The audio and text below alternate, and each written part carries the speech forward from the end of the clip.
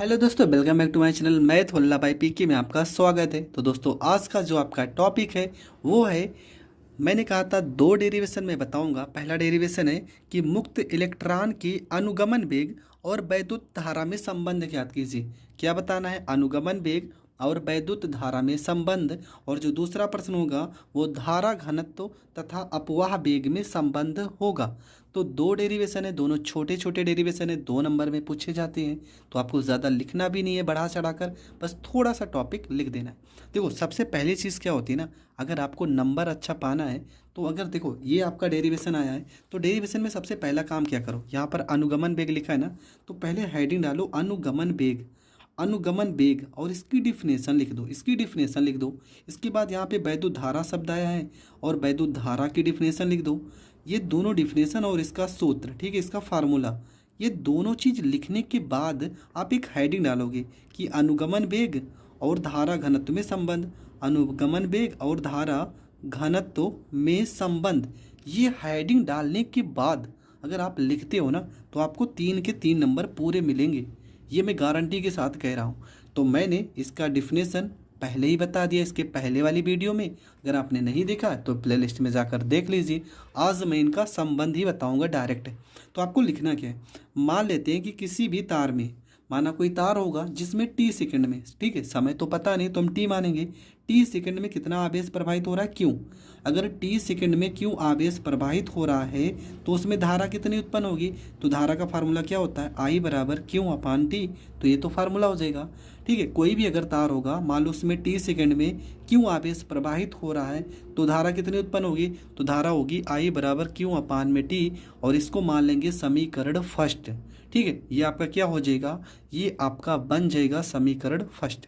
फिर लिखते हैं कि माना तार के अनुप्रस्थ परिच्छेद का क्षेत्रफल ए, ठीक है। मान लेते हैं कोई जो तार होगा उसका जो क्षेत्रफल होगा वो ए होगा, ठीक है, और उसकी प्रति एकांक आयतन में मुक्त इलेक्ट्रॉन की संख्या कितनी, एन। और जो उसका पूरा एरिया मतलब वॉल्यूम होगा, जो आयतन होगा, उसमें जो मुक्त इलेक्ट्रॉन है, मतलब जो मुक्त इलेक्ट्रॉन इधर उधर घूम रहे होंगे, उनकी संख्या क्या है, एन है। तो अनुगमन वेग क्या है, अनुगमन वेग बी डी है। तो 1 सेकेंड में गुजरने वाले इलेक्ट्रॉनों की संख्या, 1 सेकेंड में गुजर रहे हैं तो एन ए बी डी, ठीक है। यहाँ पे इलेक्ट्रॉन की संख्या क्या है, एन। ये आपका क्या हो जाएगा, क्षेत्रफल, और बी डी क्या हो जाएगा, अनुगमन वेग होगी। तब टी सेकंड में, 1 सेकंड में तो इतना गुजरे तो यहाँ पर 1 से गुणा भी कर सकते हो। और टी सेकंड में गुजरने वाले इलेक्ट्रॉन की संख्या, तो यहाँ एन ए बी डी में किससे गुणा कर देंगे, टी से। और यहाँ पर इलेक्ट्रॉन की संख्या आ गया तो इलेक्ट्रॉन लिखिए, ठीक है, ये इलेक्ट्रॉन है। फिर से समझ लीजिए क्या होगा कि अगर तार का अनुप्रस्थ परिच्छेद क्षेत्रफल कितना है, ए है, उसके प्रति एकांक आयतन में मुक्त इलेक्ट्रॉन की संख्या कितनी, एन है, अनुगमन वेग बी डी है, तो 1 सेकंड में कितने इलेक्ट्रॉन की संख्या होगी, तो एन ए बी डी। और तो टी सेकंड में गुजरने वाले इलेक्ट्रॉन की संख्या, तो यहाँ पे टी आ जाएगा और इलेक्ट्रॉन भी आ जाएगा, होगी। तो यहाँ पर देखो लिखा भी है, हम क्या लिखेंगे कि टी सेकंड में अनुप्रस्थ परिच्छेद क्षेत्रफल से अभिलंब गुजरने वाले आवेश, कुल आवेश कितने हो जाएंगे। तो क्या लिखे थे, क्यू बराबर N E A B D T, ये पूरा लिखे थे, ठीक है। अब देखेंगे यहाँ पर क्या होगा, इसे क्यू का मान इतना निकल कर आया है। क्यू का मान समीकरण हम फर्स्ट में रखेंगे, समीकरण फर्स्ट ये आपका दिख रहा है ना, तो यहाँ पर रखते हैं। तो यहाँ पे देखो टी से ये नीचे वाला टी कट जाएगा, ऊपर आएगा आपका आई बराबर एन, ठीक है। आपका आई का मान क्या आ जाएगा, आई का मान आएगा N E A B D, ये आपका आई का मान निकल के आ जाएगा। आई का मान आपका पूरा का पूरा आ जाएगा N E A B D. तो ये हो जाएगा आपका पहला डेरिवेशन, छोटा डेरिवेशन है। जैसे मैंने बताया सेम ऐसे ही आपको लिखना है, कोई भी लाइन आपको अपने मन से बढ़ा चढ़ा कर नहीं लिखना है। छोटा डेरिवेशन है, कम नंबर के आते हैं तो आपको ज़्यादा नहीं लिखना, बस डिफिनेशन लिखना है और ये थोड़ा सा आपका डेरिवेशन हो जाएगा। अगला आपका जो रिएक्शन है वो है धारा घनत्व तथा अपवाह वेग में संबंध ज्ञात कीजिए।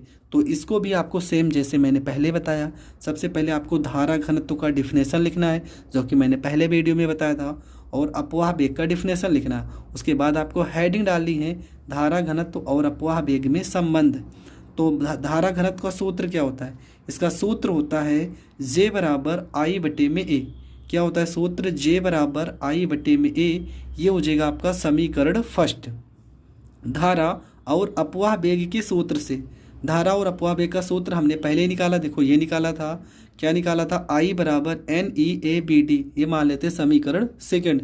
समीकरण फर्स्ट व सेकंड से I का मान समीकरण फर्स्ट में रखने पर, देखो ये I का मान है ना, ये पूरा का पूरा यहाँ पर उठाकर रखते हैं, तो यहाँ पर रखेंगे तो हो जाएगा NEABD बटे में A लिखा था तो A हो जाएगा, A से ये A कट जाएगा, जब A से A कट जाएगा तो आपका जो वैल्यू आएगा वो आएगा J बराबर NEBD।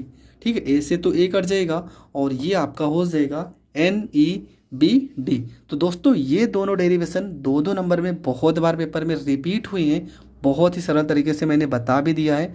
आई होप आपको समझ में भी आ गया होगा। अगर समझ में आ गया है तो वीडियो को ज़्यादा से ज़्यादा लोगों तक शेयर करें और चैनल पर नए हैं तो सब्सक्राइब करें। जय हिंद, जय भारत।